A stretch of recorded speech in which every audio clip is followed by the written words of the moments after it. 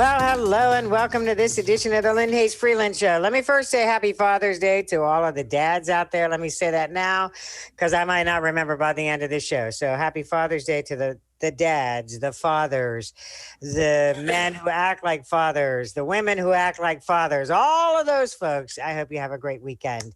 But we're not celebrating this weekend. We're not celebrating today because we have a problem in our community. We have a crisis in our community. And I have two guests today that are going to walk through what's happening, their perceptions on it, how it affects families, where we go from there. Rashad Birdsong. Rashad probably doesn't even need an introduction on this show. I feel like you've been next to me on this show for almost as long as I have. So welcome back.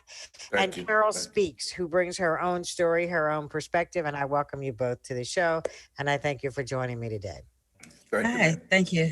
So Rashad, I'm going to start with you because, as I said, you and I have done this back and forth for a long time. We've talked about the issues in our community. We've talked about the violence in our community. We've talked about, you're the first person who taught me about post-traumatic stress in our community because of the violence. And it seems like it's just getting worse. Yes. Well, Lynn, like you said, we've been talking about this for quite a while now, but unfortunately, the recommendations and suggestions that we have given to the powers that be have not accepted it. When we begin to look at systemic institutional racism, disparities, and biases, that have everything to do with why we see what we see today.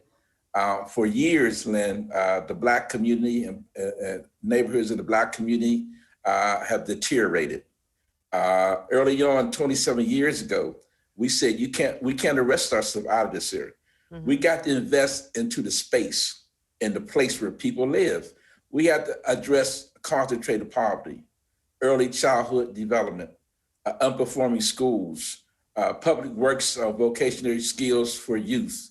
All those things are important when you start talking about violence. So unfortunately, the message wasn't received, and we find ourselves where we are today. And then I want to say that most of the work that's going on around violence reduction and fighting violence was on the ground, grassroots folks. And so we're not going to let people say that we're not dealing with violence at the grassroots community level, because we are all over the city, northwest, east, and south. You have people like ourselves on the ground working, but we need a broader commitment, Lynn. People is working in their silos. There's not enough resources being invested into the hot spots where they need to go at. The lack of coordination between health providers, foundations, universities, and on these here people. But I am going to say, Lynn, that we've been working towards trying to bring all those stakeholders together so they can be able to sit down with the community and come up with an overall strategic plan to address, the type of homicides and murders and shootings that we see in our community. So, Carol, when Rashad talks about grassroots efforts and folks working on the ground, that's what you've done, but you kind of got pulled into this. Yeah. Well, no, not really. Okay. Because I was already an activist, and before my son was murdered in 2010, in 2008, I started asking the mayor about a program that was out, that came out of May, I think.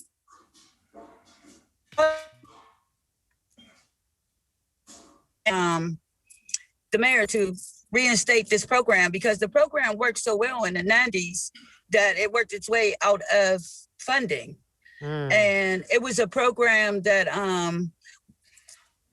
guys who have been through the system and been in trouble and been in the streets ran it. And they turned their lives around, and they were helping to turn the lives around of the young men that were gangbanging and killing each other.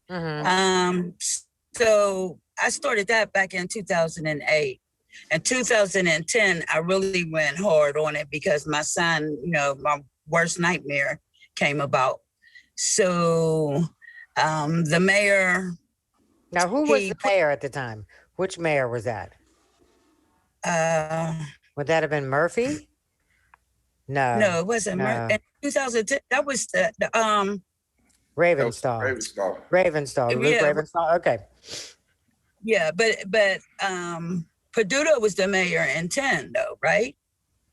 I'm thinking. But anyway, Yeah, in it doesn't matter. Yeah, in 2010, I did an online petition to Mayor Peduto, and on that Christmas, he signed it.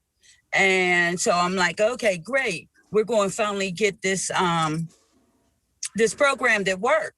Mhm. Well, that didn't happen. They got a program, but they kind of have it running through the Pittsburgh police. It's a great program, but it can't run through the Pittsburgh police. I see. You're not going to reach the people that you need to reach going through the Pittsburgh police. So then, let me go ahead. Go ahead, Rashad. Yeah, I was going to speak to that real quick, Lynn. That effort came out of activists going to Kansas City, Missouri. There was over 500 delegates there, and many of us came back here to Pittsburgh, and that came through the Y and some of the brothers we was worked with back in the day. So it was being ran by activists, was being ran by young brothers that was, in the street. It was being ran by Black men. Also, sisters was involved. So there was vans going all points throughout the community, picking up kids, taking them to places, mentoring them, bringing them for athletics. So like Carl said, it worked. So why would you need to replicate anything besides that? But what has happened, they wanted to bring all of the resources up under the Justice Department. And the Justice Department was allocated those monies to these here communities for gang and violence reduction. But like she said, it's being ran through law enforcement. Okay, and that changes it all. That changes it all. We got to take a commercial break. We got a lot to talk about today on the show. I wish we had an hour. We don't, so we'll just keep it moving. We'll be right back. Don't go away.